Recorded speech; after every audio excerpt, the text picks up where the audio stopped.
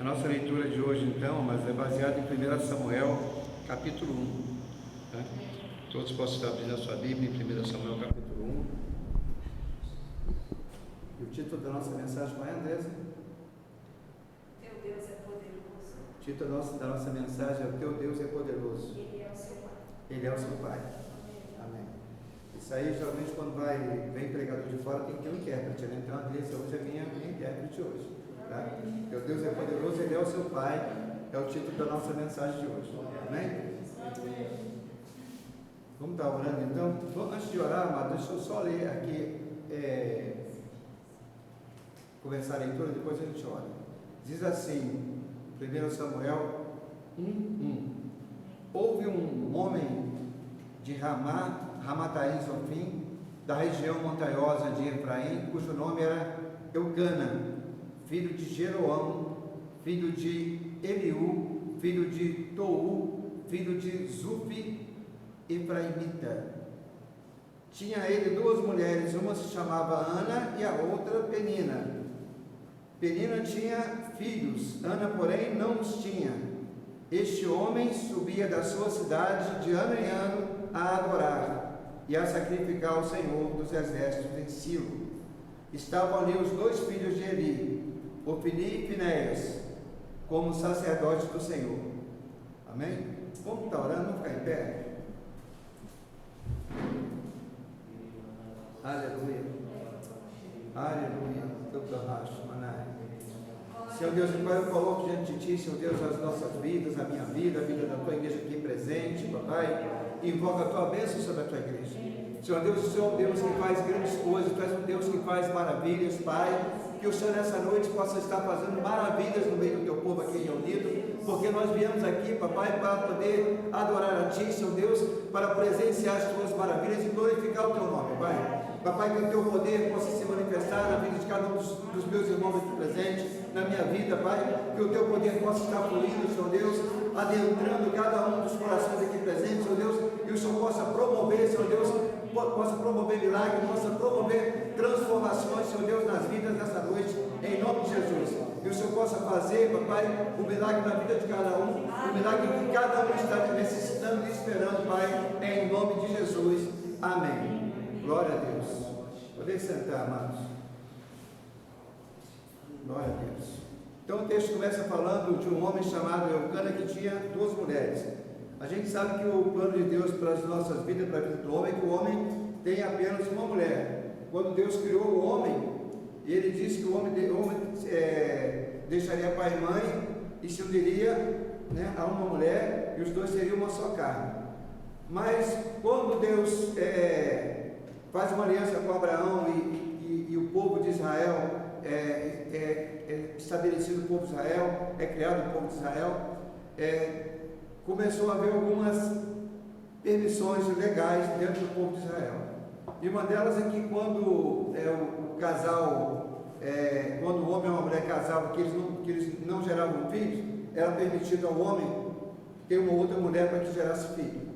A gente vê que o próprio Abraão, ele tinha uma mulher que era estéril, Sara, e a Sara, depois de um certo tempo, cansada de esperar, ela aconselha ao marido dela, Abraão, que Abraão tivesse filho com a escrava. Então isso era uma prática comum, né, no meio do povo de Israel, né? Mas biblicamente, principalmente no início, né, e hoje, a ideia de Deus para a nossa vida é que nós tenhamos uma esposa, e que a esposa tenha um marido e que o homem tenha uma esposa, né? Isso é a direção de Deus para as nossas vidas.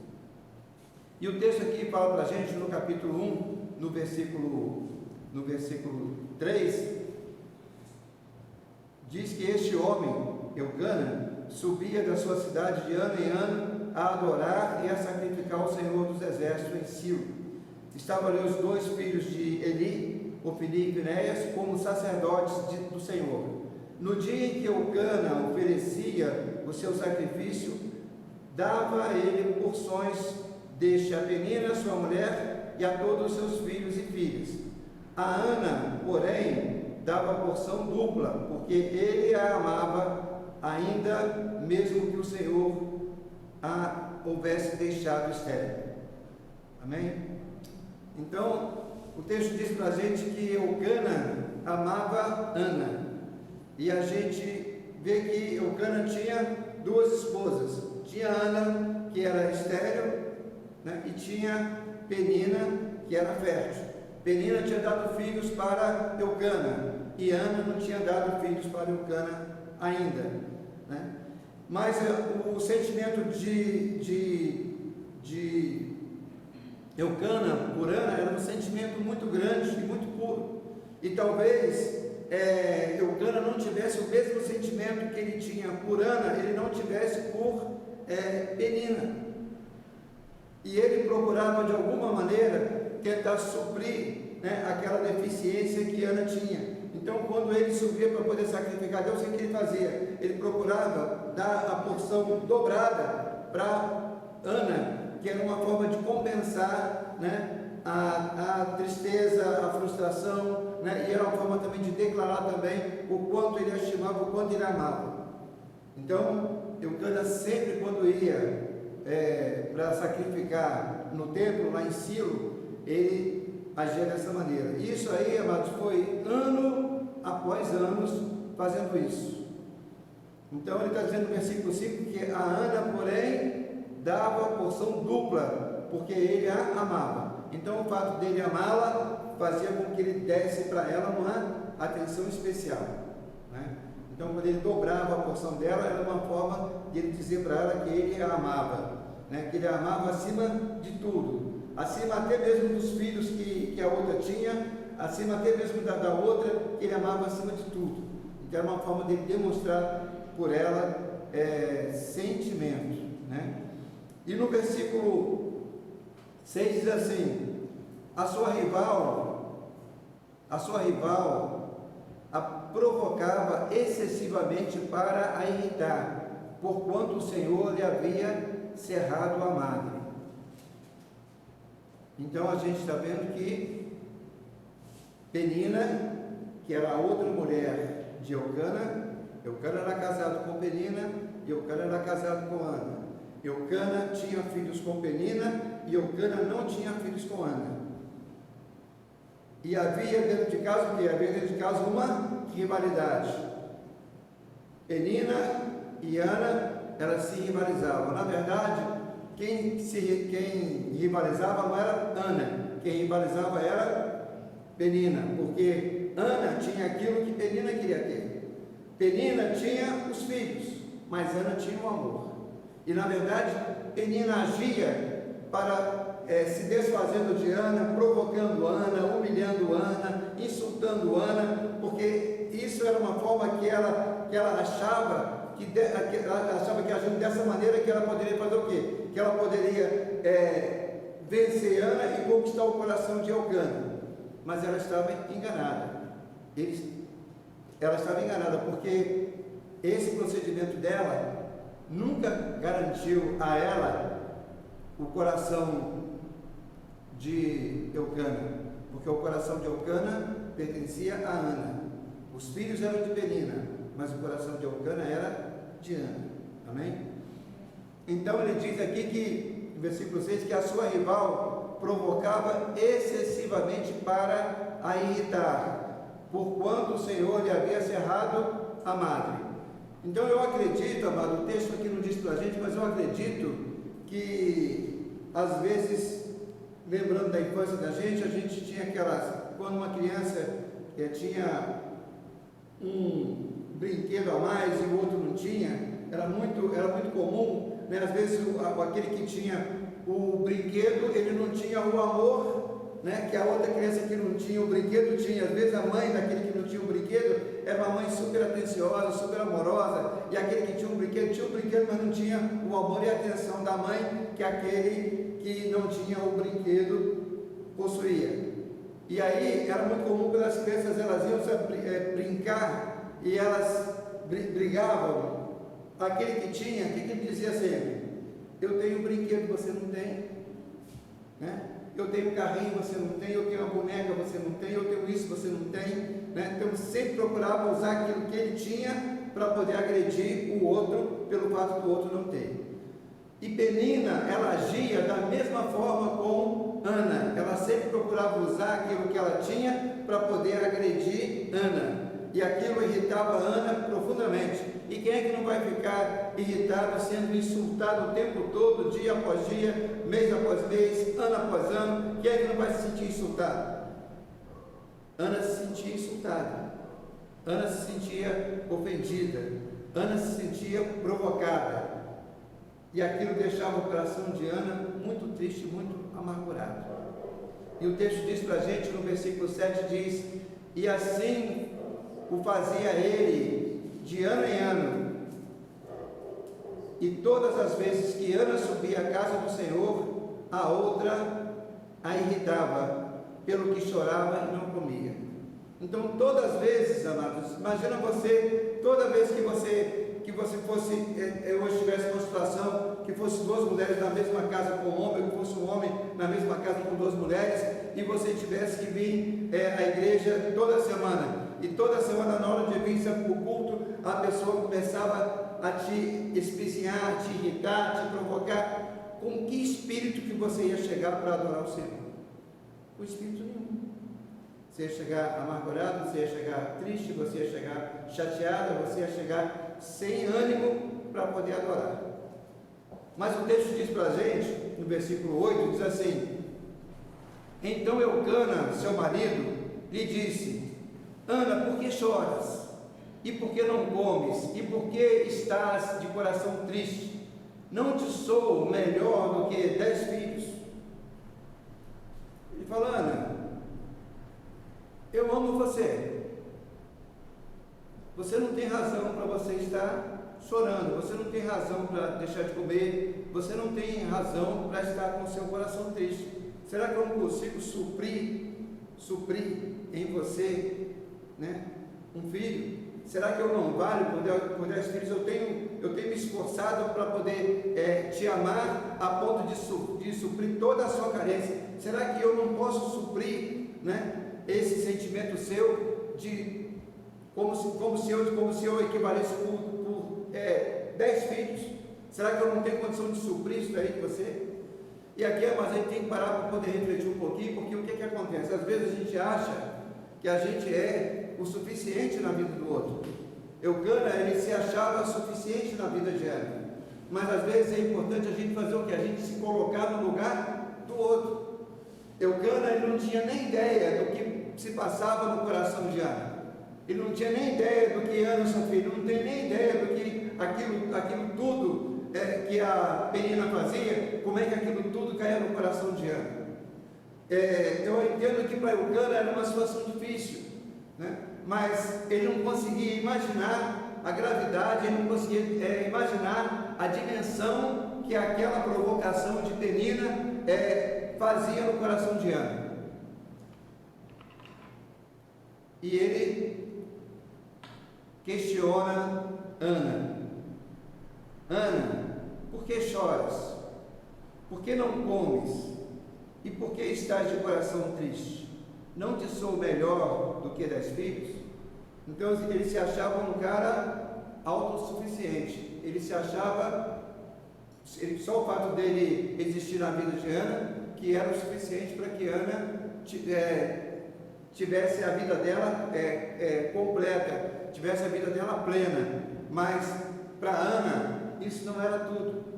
Às vezes, amado, o que para você é muito importante, para o outro não é. Às vezes, o que para o outro é muito importante, para você não é. Então, a gente, amados, tem sempre que procurar se colocar no lugar do outro, para que a gente não cometa injustiça. E o marido dela, mesmo vivendo com ela todos os dias, talvez presenciando aqueles fatos acontecendo dentro de casa, né? Mesmo vendo essas coisas todas, ele não conseguia em momento nenhum se colocar no lugar de Ana, ele não conseguia em momento nenhum ver a necessidade de Ana. Nós, às vezes, a gente convive com as pessoas no dia a dia após dia, mês após mês, ano após ano, a gente convive com a pessoa e não consegue perceber a necessidade da pessoa. Nós temos, amado, que observarmos bem, procurarmos observar atentamente, para que a gente possa viver com as pessoas de maneira tal que a gente possa ser bênção na vida das pessoas. E não adianta, amado, você querer dar para alguém algo que para você é bom, mas que para o outro não vale nada. Então o Cana, ele queria dar para Ana, ele dava para Ana a porção dobrada de alimento, mas o Cana, ela não comia. Para que você vai querer uma porção dobrada de alimento se nem comer, se nem fome você tem? Então para ele aquilo era importante, para Ana aquilo não tinha valor nenhum. Nem tudo que para você vale, para o outro vale. Nem tudo que para você tem valor, para o outro tem o mesmo valor. Às vezes alguma coisa tem um grande valor para você e para o outro não tem valor nenhum. E se você quer agradar alguém, o que você tem que fazer? Você não vai dar para a pessoa aquilo que você gosta, aquilo que você precisa. Você vai dar para a pessoa aquilo que ela gosta, aquilo que ela precisa. Amém? Então o Cana queria dar para Ana aquilo que para ele era importante, mas aquilo para Ana não era importante. Importante para Ana eram outras coisas. Ana tinha outros valores. E no versículo 9 diz assim, amado: após terem comido e bebido em Silo, estando Eli, o sacerdote, assentado numa cadeira junto a um pilar do templo do Senhor, levantou-se Ana e com amargura de alma orou ao Senhor e chorou abundantemente. Então todo mundo tinha sentado, todo mundo tinha ceado, todo mundo tinha comido, mas Ana não tinha comido. Aquela mesa colocada ali, aquele banquete colocado ali para Ana não fazia sentido. E o texto diz que Ana fez o quê? Ana, ela se levantou-se Ana com amargura de alma. Ou seja, Ana estava amargurada. E quando nós estamos amargurados, amado, quando está com a nossa alma aflita, às vezes nem fome você tem, nem comida você quer qualquer outra coisa, menos comer. Qualquer outra coisa você quer, menos se alegrar. A Ana Maria costuma dizer que a gente, quando está muito triste, a gente pega a nossa tristeza, fica fazendo carinho na tristeza, para a gente não dar espaço para que a alegria entre no nosso coração, né? Então você fica ali querendo se aborrecer cada vez mais, querendo se irritar cada vez mais, para não dar oportunidade para a alegria chegar até o coração da gente.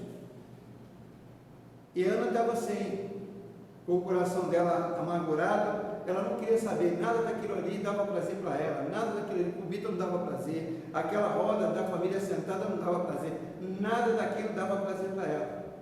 E às vezes a gente está assim, amados, a vida da gente entra em fases que nada para você dá alegria, nada tem razão de ser para você, nada é motivo de você agradecer, nada, você não vê motivo em nada para você poder agradecer. Mas Ana, amado, o texto diz que Ana, no versículo 10 fala que Ana levantou-se com amargura de alma, orou ao Senhor e chorou abundantemente. Então Ana dá para a gente uma boa receita. Quando você estiver amargurado, quando você estiver enfrentando problema, quando você não tiver com quem, a quem você contar os seus problemas, quando as pessoas não estiverem te entendendo, quando as pessoas não estiverem te ouvindo, o que você faz? Faz como Ana, levante-se e ore a Deus. Vai buscar o Senhor. O texto diz que Ana se levantou, saiu dali, porque aquilo não tinha nada a ver com ela, e foi fazer o quê? Foi buscar o Senhor. Então, quando você estiver passando por uma situação aflitiva, amargurada de alma, que a alegria não quiser entrar no teu coração, que a alegria não quiser chegar no teu coração, o que você vai fazer? Você vai se levantar e vai procurar o Senhor, onde você possa falar com Ele e onde Ele possa falar contigo. Amém? Então, o texto diz que, no versículo 10, diz que levantou-se Ana com uma amargura de alma, orou ao Senhor e chorou abundantemente. Chorou. Porque eu creio que quando Ana foi orar, que ela não estava fazendo uma oração comum. Ana estava fazendo o que? Um clamor. Por quanto tempo ela clamou, eu não sei. Mas eu creio que inicialmente ela deve ter ido orar e ela deve ter começado a fazer o quê? Clamar. Porque quando você começa a clamar, o que acontece contigo? Você começa a chorar na presença de Deus. Chorar na presença de Deus. Quando alguma coisa estiver te amargurando, chora na presença de Deus, que aquela amargura vai passar, amados. Ela vai passar. Porque a Bíblia diz para a gente, lá em Apocalipse, que Deus, o que Ele vai fazer conosco? Vai enxugar toda a lágrima. Então, o mesmo Deus que enxugará a lágrima no futuro, é o Deus que enxuga enxuga a lágrima no presente, porque para Deus não existe tempo. O tempo de Deus é diferente do teu Deus. Então o mesmo Deus de amanhã é o Deus de hoje. A Bíblia fala que Jesus Cristo é o mesmo ontem, hoje e eternamente. Então, o Jesus Cristo da eternidade é o mesmo Jesus de hoje. Aquele Jesus que vai enxugar a tua lágrima lá é o mesmo Jesus que enxuga a tua lágrima hoje. Então, se tu tem andado com o coração amargurado, amado, procura o Senhor, vai orar, porque o Senhor é aquele que pode resolver todos os seus problemas. Amém? Então ele diz aqui, amado, no versículo 11, diz assim, depois de Ana ter levantado, amargurada, orado ao Senhor e chorado abundantemente, no versículo 11 diz assim, e fez um voto dizendo, Senhor dos exércitos, se benignamente atentares para a aflição da tua serva, e de mim te lembrares, e da tua serva te não esqueceres, e lhe deres um filho varão, ao Senhor o darei por todos os dias da sua vida, e sobre a sua cabeça não passará a navalha. Amém? Então, qual era o problema de Ana? O problema de Ana, amado, não era o filho. O problema de Ana não era o filho. Às vezes a gente acha que o nosso problema é a falta de dinheiro. A falta de dinheiro não é o teu problema e não é o meu problema. Às vezes a gente acha que o nosso problema é a falta de saúde. A falta de saúde não é o teu problema, não é o meu problema. Na verdade, o que vai acontecer? A falta de dinheiro, ele vai gerar na nossa vida problemas. Ele vai gerar conta para poder pagar, ele vai gerar uma série de coisas, mas ele em si não é o problema. A falta de filho para Ana não era o problema, mas o que gerava no coração de Ana através da ofensa de Penina. Isso que era o problema dela. Isso que machucava, isso que angustiava, isso que amargurava. Então o problema não era o filho. Tanto é que ela faz um voto com Deus e fala, Deus, se o Senhor me der um filho, eu devolvo para o Senhor o filho. Ela não falou, Deus, se o Senhor me der um filho, eu vou ficar com o filho para mim, eu não quero abrir mão de jeito nenhum. Falou, se o Senhor me der um filho, eu devolvo para o seu filho. Porque naquele tempo, amado, o que acontecia naquele tempo? Naquele tempo, quando as mulheres não tinham filhos, eram consideradas mulheres malditas. Mulheres malditas, é como se houvesse uma maldição sobre elas e impedisse que elas tivessem filho. Mas é interessante que, olha, toda a história de Jesus Cristo, ele começou como? Começou com uma mulher estéril. Sara era estéril, Rebeca era estéril, Raquel era estéril, a mãe de João Batista era estéril. Então várias mulheres da Bíblia eram estéreis. E toda a história de Jesus tem uma mulher dessa pelo caminho. Então Jesus, porque a Bíblia fala, porque lá no Salmo 103, versículo 9, fala que a mulher estéril, ela habitará com família. A mulher estéril habitará junto de família. Então está dizendo o quê? Que a mulher estéril, ela não deixará de ter família pelo fato de ser estéril. Sara era estéril, mas depois gerou. Rebeca era estéril, depois gerou. Raquel era estéril, depois gerou. Então todas elas que eram estéreis, Deus fez o quê? Deus fez um milagre na vida dessas pessoas.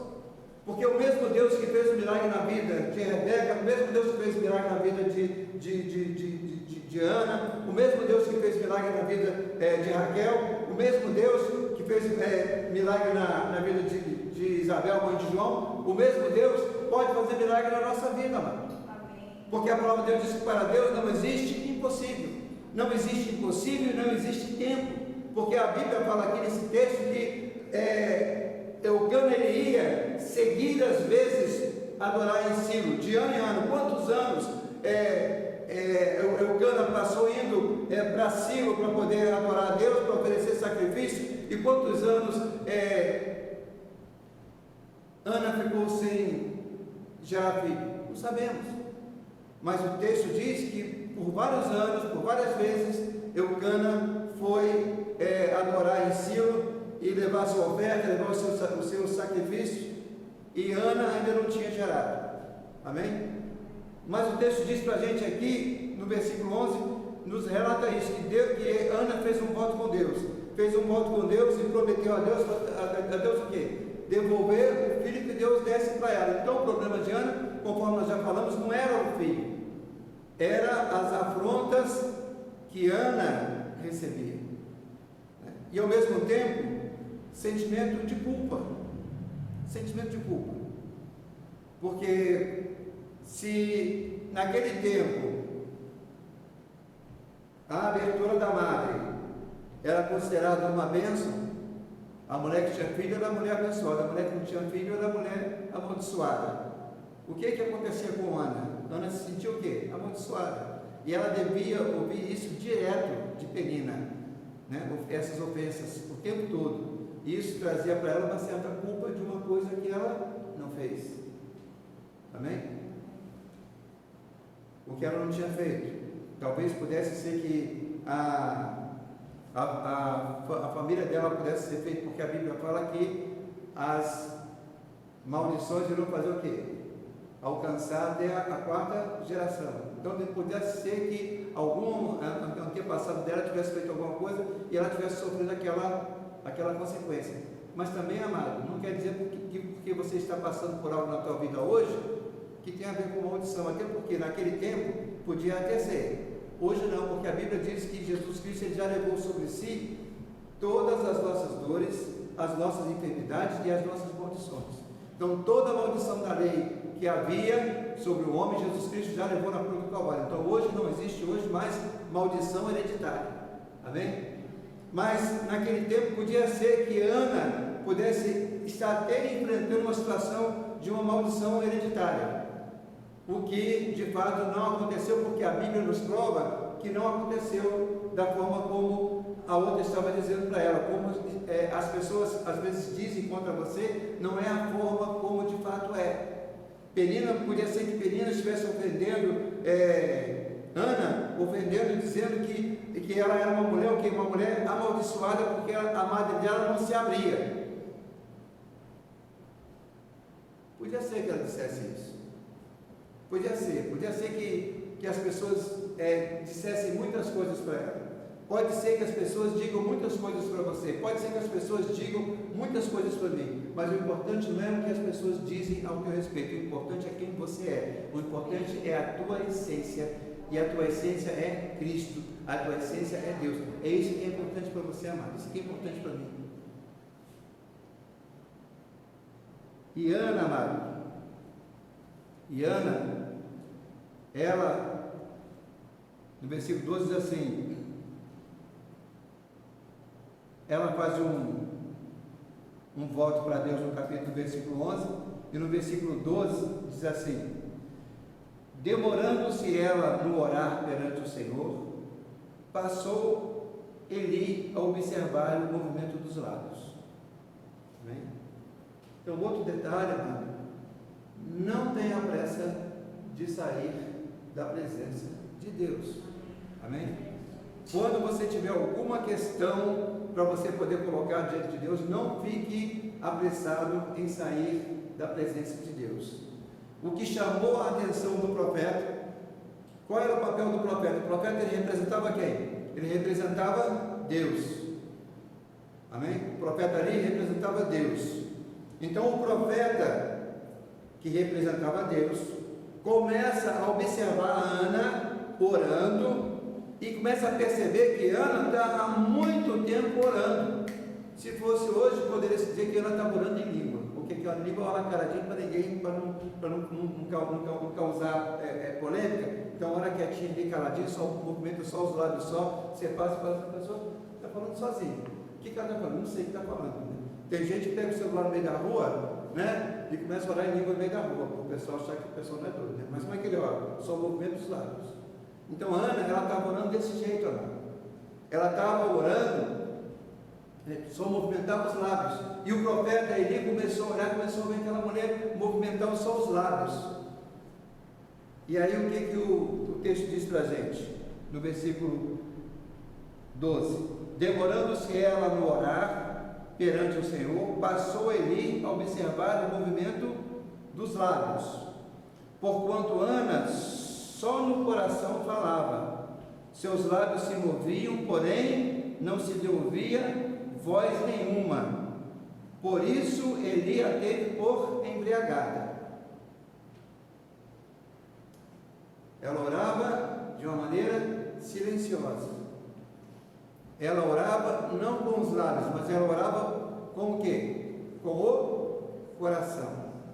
Jesus diz para a gente, né, no texto de Mateus, se eu não estou enganado, diz que o povo, né, o povo de Israel o adorava simplesmente só com o quê? Só com os lábios, mas o coração daquele povo estava longe dele, né? E ele dizia que aquele povo o adorava em vão, que a adoração deles era uma adoração vã, né? Porque eles oravam coisas de homens. Então aqui nós vemos que Ana, ela não está orando com os lábios se movimentavam, mas ela está orando com o quê? Com o coração. Com o coração. Com o coração. E nós precisamos orar, amados, com o coração. As nossas orações têm que ser feitas com o coração. Por quê? Porque a palavra de Deus diz o quê? Diz que Deus ele vai cumprir aquilo que o seu lábio falar? Não. A palavra de Deus diz que Deus ele vai cumprir o quê? O anelo do seu coração. Então aquilo que o teu coração anelar, é isso que Deus vai cumprir, é isso que Deus vai te dar. Então o coração de Ana, ele fazia o quê? Ele anelava o quê? Ele anelava por um filho, mas não o filho pelo filho para si mesmo. Ela não queria um filho para si. Ela falou: Deus, eu quero um filho, porque a hora que eu tiver um filho, eu te devolvo um filho. O que eu não quero é ficar carregando essas acusações, eu não quero carregar esses insultos que eu tenho recebido diariamente. Isso que eu não quero, isso é que tem me deixado triste. A falta do filho não me deixa triste. O que me deixa triste são essas acusações. Então eu não quero mais essas acusações, eu não quero mais essas ofensas, eu quero viver em paz. Eu quero viver em paz. Me dá um filho, eu vou te devolver o filho. Porque eu sei que quando o Senhor me der um filho, essas acusações vão cessar na minha vida. E eu vou ter paz para poder te adorar, eu vou ter paz para poder vir oferecer sacrifício, eu vou ter paz para poder sentar à mesa e poder participar da ceia, do sacrifício que é oferecido para o Senhor. Eu quero poder participar de uma adoração genuína ao Senhor. E eu creio, amado, que Ana, ela não quisesse nem participar daquele momento do sacrifício. Por quê? Porque ela não sentia o coração dela em paz para aquele momento. Às vezes a gente vem para a igreja, vem cear na igreja, o nosso coração está todo complicado, né? A gente, o melhor que queria fazer seria fazer o quê? A gente nem cear, mas a Bíblia diz que se a gente tem alguma coisa, né, que a gente deve confessar, e que quando a gente confessa, aquilo que a gente tem no nosso coração é o quê? Perdoado. Então eu creio que Ana, naquele tempo, ela tinha tanta coisa contra a Penina, que ela não se sentia à vontade de sentar naquela mesa e participar daquela ceia.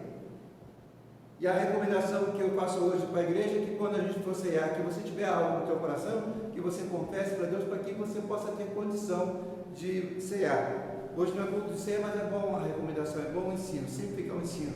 Confessa para você poder participar da ceia. Não participe de ceia com o coração sujo. Amém? O coração tem que estar limpo. Então ele diz o seguinte no versículo 13: porquanto Ana só no coração falava, seus lábios se moviam, porém não se lhe ouvia voz nenhuma. Por isso Eli a teve por embriagada. Então, amados, cuidado quando você vê, nem tudo aquilo que você vê é da forma como você vê. E às vezes a gente costuma ver coisas, né, que não é da forma como a gente acha que é, e a gente estabelece o quê? Juízo, e principalmente o quê? Condenação. Então Eli viu Ana orando, né, e pelo fato de nunca ter visto ninguém com o coração amargurado orando, ele estava acostumado a ver pessoas bêbadas agir daquela maneira. Então, porque ele vê pessoas bêbadas agir daquela maneira, ele achou que aquela pessoa também, porque estava agindo daquela maneira, também estivesse bêbada. E ele faz um juízo, né? Ele julga o procedimento de Ana e diz que no versículo 14 diz assim, ele diz: até quando estarás tu embriagada? Aparta de ti esse vinho. Então ele fala: minha filha, você veio para cá participar do sacrifício e você está embriagado? Para de beber vinho, você está bebendo vinho. Então ele julga Ana, condena Ana. E no versículo 15 diz assim: porém Ana respondeu: Não, Senhor meu, eu sou mulher atribulada de espírito, não bebi nem vinho, nem bebida forte, porém venho derramando a minha alma perante o Senhor. Eu não estou bêbado, eu não estou embriagado, o que eu estou fazendo é derramando a minha alma perante o Senhor. E isso é muito comum hoje em dia, amados. Nós vivemos numa época em que a igreja, ela recebeu o batismo com o Espírito Santo, recebeu os dons do Espírito, né? E ela se move no Espírito, e muitas vezes é muito comum as pessoas chegarem, vendo uma pessoa agindo de tal maneira, e começa a fazer o quê? Começa a tecer valores sobre aquela pessoa, começa a julgar aquela pessoa, começa a condenar aquela pessoa, né? Por coisas que ela não sabe, por coisas que ela não está acostumada a ver, por coisas que ela não está acostumada a sentir, por coisas que ela não está acostumada a viver aquilo. Então ela começa a fazer o quê? Começa a julgar as pessoas e condenar as pessoas. Condenar as pessoas. E a Bíblia diz o quê? O que Deus ensina para a gente? Que a gente não deve julgar ninguém. Nós não devemos julgar ninguém. E a gente vê aqui o profeta Eli, ele julgando aquela mulher. Julgando aquela mulher se defendendo, dizendo: profeta, sacerdote, eu não bebi, porém venho derramando a minha alma perante o Senhor. Ela disse que o que ela está fazendo? Ela vem derramando. Quando ela diz que ela vem derramando, porque ela não está simplesmente, ela não é o primeiro dia que ela derramou, não é a primeira vez que ela derramou, quer dizer, ela já vinha fazendo isso constantemente. Apenas aquele momento ali foi um momento, de repente ela tivesse até um horário para ela poder orar a Deus. A gente vê que Daniel orava 3 vezes ao dia. Quem sabe se ela também não estabeleceu também um turno de oração? Eu vou orar de manhã, eu vou orar meio-dia, eu vou orar à tarde, eu vou orar 3 vezes no dia, porque eu preciso vencer essa situação, eu preciso dessa minha situação resolvida, eu não quero mais ser humilhada, eu não quero mais passar pelo que eu tenho passado, eu quero mudar a minha vida, e eu só vou mudar a minha vida se Deus me ouvir. Se Deus não me ouvir, eu não tenho como mudar a minha vida não tem jeito, só Deus pode dar jeito na minha vida. Eu quero dizer para você, amado, que Deus dá jeito na tua vida, Deus dá jeito na vida de qualquer um que queira que Deus dê jeito na sua vida. Deus pode mudar qualquer situação na tua vida e na minha vida. Deus pode mudar qualquer situação no mundo. Deus pode mudar, amado. E o texto diz, amado, no versículo 16, diz assim: não tenhas, pois, a tua serva por filha de Belial. Ela está dizendo: ô profeta, me faz um favor, não me tenha como uma mulher indigna. Eu não sou indigna. Não me julgue dessa maneira, você está fazendo um julgamento errado. E é muito comum, amado, quando a gente faz julgamento, a gente faz um julgamento errado das pessoas. E ele estava fazendo um julgamento errado dela. E ela está falando: olha, profeta, o senhor está me julgando de maneira errada. O senhor está julgando uma coisa que eu não sou. Eu não sou filha de Belial, eu não sou uma pessoa indigna. Eu procuro andar de uma forma correta para que eu possa estar sempre diante de Deus, para que eu possa sempre buscar a Deus. Eu tenho que andar de maneira correta, eu sei que eu devo andar de maneira correta, e eu estou aqui diante de Deus, buscando Deus, porque eu sei quem é Deus, e eu quero esse Deus, eu creio que esse Deus ele pode mudar a minha vida.